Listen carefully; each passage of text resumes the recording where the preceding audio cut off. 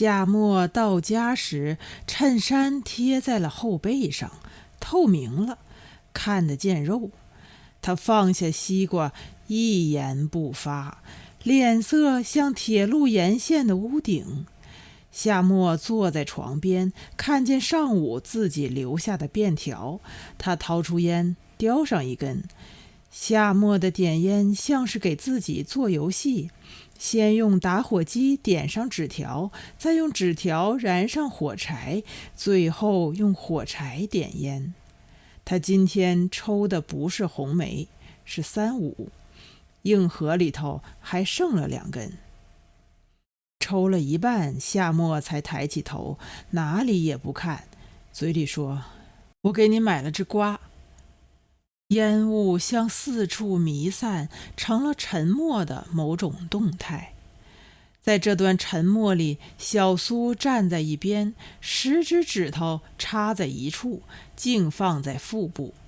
铁路上开过去一趟货车，车厢里装满了煤，煤块反光在9月的太阳光下，锃亮雪白，锐利刺眼。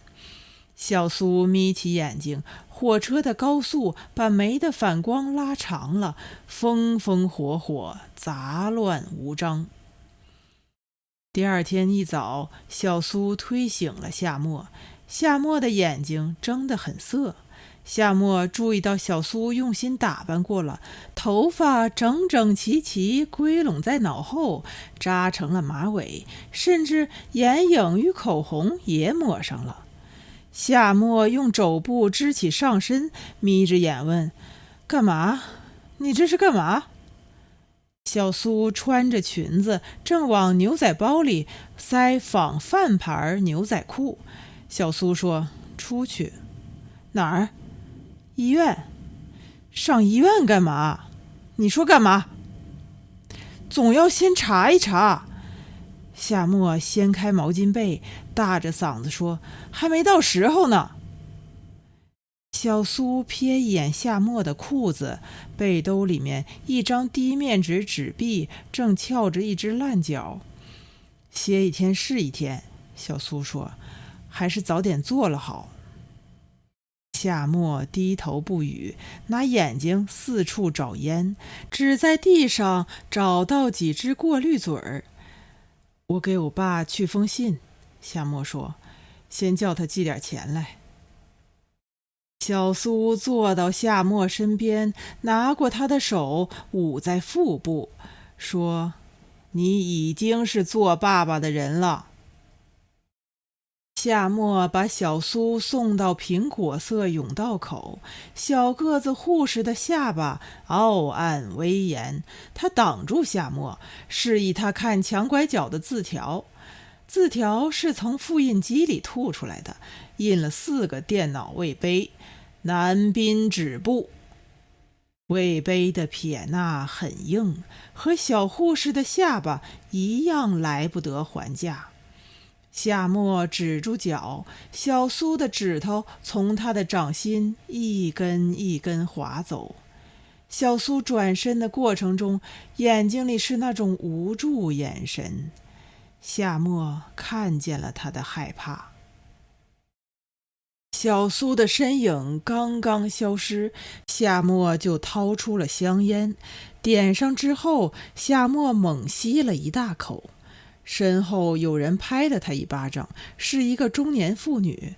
妇女说：“吸掉，2块。”小苏看不见医生与护士的脸，他们深藏在巨大的白色口罩后面。所有的器皿与工具都是不锈钢质地的，笼罩了白亮的光，散发出一股化学液体的气味。甚至医生与护士的眼珠也都是不锈钢的，笼罩了白亮的光，散发出化学液体的气味。小苏的自信心在妇科医生面前漂浮在了水面，失去了原有的根本与稳固。他站在躺椅旁，有点手足无措，不敢贸然动作。静止不动是唯一正确可行的姿态。他望着那些不锈钢器皿与工具，听见他们撞击，声音清冽冰凉，充满了理性精神与孤傲气质。医生的工作绝对是程式化的，他们了然自己的程式，他们认定到这里的女人同样了然他们的程式。医生看了看小苏的腰，用目光掀她的裙子。小苏犹豫了片刻，医生的目光应了。小苏依照医生的命令做了，顺他的眼神坐到躺椅上。护士端着盘子过来，小苏看见盘子里放着消毒药水与消毒棉花。医生的眼珠左右各瞟了一回，小苏很听话地岔开腿，分别翘在了踩脚凳上。另一个护士端上了另一只盘子，医生伸手取了一只金属夹，又大又亮，形状古怪。小苏的身体一下就收紧了，医生拍一拍他大腿的内侧，小苏再一次放松了自己。他感觉到了不锈钢的冰凉，感觉到了不锈钢的孤傲气质。小苏侧过头，咬紧了下唇，那种阴冷坚硬的感觉爬进了他的肉体深处。在他肉体深处的某个地方，向右边划了半个圆弧，再向左边划了半个圆弧。小苏猛然张大了嘴巴，没有出声。锐利的疼痛在他的身体内部发出嗖嗖冷光。小苏不知道自己有没有晕厥，这是他唯一不能确定的事。护士给他送过来一样东西，杯口散着热气。小苏不知道是什么药，喘着气全喝了下去。喝完后他才明白过来是红糖水。小苏给自己擦换过，从包里抽出仿饭牌牛仔裤，慢慢套了上去。小苏走了2步，没找到体重，整个身体和自信心一起往上漂浮。小苏一个人走回甬道，他想扶住墙。迎面上来一个女孩，像个女高中生。小苏和女高中生打了个照面，女高中生的眼神像一只被捉住的小野兔。小苏决定做一回榜样，捋捋头发，挺起胸，弄出若无其事的样子。他做的似乎过了，一脸的含英举华。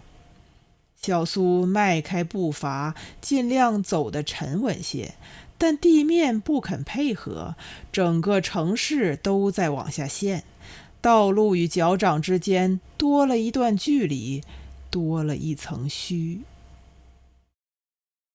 一拐角竟是漫天大雨，窗外尽是粗粗的雨丝。夏末正站在屋檐下面，对着言语失神。小苏走到他的身边，夏末居然没能回过神来。小苏没有停步，赌着气往雨中去。夏末的眼睛跟着小苏走出去4、5步，才聚光了。夏末慌忙脱下衬衫，冲进雨中，在小苏的头顶充当一把雨伞。小苏的委屈和恼羞成怒在胸中无声翻涌，泪水往上冲，堵在眼眶里飘。他不肯停步，虚虚弱弱往大门口踉跄。夏末光着背脊淋在雨中，一路小跑，一路小声呼唤：“小苏，小苏！”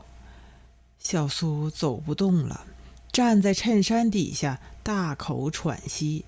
夏末的光背脊被他的眼泪弄得恍惚浮动。“狗东西，狗东西！”小苏突然尖声吼道。他用尽全力，一巴掌抽在夏末的肉上。雨中响起了一声脆亮的巴掌声。“谁让你这样了？”他大声说。夏末的胸口堵得酸，一点一点往下碎。他一把抱住小苏，紧捂在胸前。小苏的双腿一起软了，泪水喷涌出来。他拽住夏末的臂膀，伤心无比地说：“谁让你这样了？”夏末推开家门，屋里泛了一地的水，北窗没有关，落在墙角的书全被雨水淹死了，尸体皱巴巴地肿胀开来。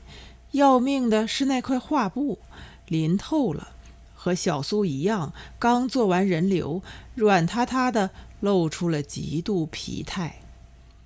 夏末把小苏扶上床，小苏躺在床上，睁大一双眼睛四处张望。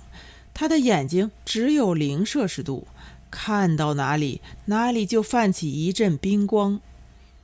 夏末站在画布面前，一种极不具体的愤怒在胸口上去下来。夏末忍了好半天，找不到发泄的借口，他以一声长叹给这次愤怒做了最后总结。夏末插上电热茶杯的插头，又把小苏的会衣泡在绿塑料桶里，然后拿起拖把吸地上的水。夏末这么一忙碌，屋子里又散乱了，生活中的每一样必需品都显得多余。他的手脚和这些生活必需品很快呈现出矛盾局面，不是他们挡住夏末，就是夏末打翻他们。小苏无力地说：“别弄了，你画吧。”夏末立住脚，只是对着画布发愣。夏末无奈地又叹一口气。小苏轻声说：“你怎么老是叹气？我怎么对不起你了？”夏末停了好几秒钟，最后说：“我给你买点滋补品来。”小苏说：“算了，我们还剩几个钱，我躺2天就好了。”夏末点了根烟，突然歪着嘴笑了。我们处在社会主义初级阶段。夏末说：“我们坚持了社会主义。”第2天一早，夏末就出去了。小苏躺在床上，身上的所有关节都有点凉。窗帘背面的阳光很有力，但小苏觉得自己的身体离夏季已经远去了，早早立了秋。小苏望着窗帘，这块窗帘对小苏来说意义重大，是他6月28日那天买的，离毕业还有2天。那天有极好的太阳，小苏一个人来到华联商厦的3楼，看中了这块布。布上是大块椰树叶，满眼太平洋热带海岸风光，奔放、热烈、自由、开阔。7月1日是他大学毕业的日子，他即将回到千里之外的故乡日城了。寝室里只留下7张空床。小苏最后一次守在自己的寝室内，炎热膨胀了这个焦虑时刻，有一种酸楚，有一种怅惘，有一种紧张。概括起来说，介乎失落与甜蜜之间，有一种蠢蠢欲动，悄然滋生，蔓延了。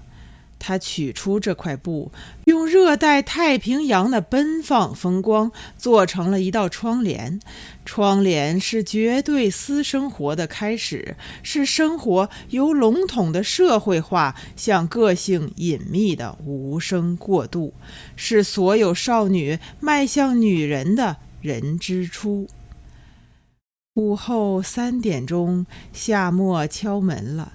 小苏赤脚走向门口，打开一道缝隙，窗帘笼罩了夏末。夏末的目光在热太平洋的瑰丽空间天高飞鸟，海阔月鱼。夏末反掩上门，手背在背后拉上了插销。放弃分配好不好？小苏轻声说，我们留在这个城市好不好？夏末的眼前就看见碧蓝的海面卷过来雪白长浪，他开始冲浪，他的身体弓在穹形浪卷之间，在平衡中滑向失重。夏末点了点头，他草率的、莽撞的、英雄气盛的点下头。青春男人的草莽与率直充满了男性魅力，充满了新概念英雄。他抱紧了他，冲动了，他们的冲动相互渲染，相互激励。夏末在小苏腹部的弧线上感受到自身的力度与气魄，他们合在了一起。22岁加22岁还是22岁，他们仅仅以这样一则理由留在了这座城市。自在的活法往往来自于一次简单冲动，这是来自于身体的大思想。阿娟在中午推门进来了。阿娟在这个时候进来，小苏有些意外。阿娟给小苏的印象不像是多事的样子。阿娟端了一只小砂锅，身后跟着小铃铛。阿娟的脚肿得厉害，套着耿师傅的塑料拖鞋，小半个后跟还留在外头。她的肚子又尖又凸，露肩套裙全撑开来了，在乳房和腹部之间空了一大块。小苏撑起上身，阿娟放下砂锅，立即把她摁住了。阿娟说，给你熬了碗鸡汤。小苏故作不解地笑笑，你给我熬鸡汤做什么？我昨天淋了雨，只是感冒了。阿娟摸摸小铃铛的头，接了话茬说，就是不感冒，喝了总是没坏处。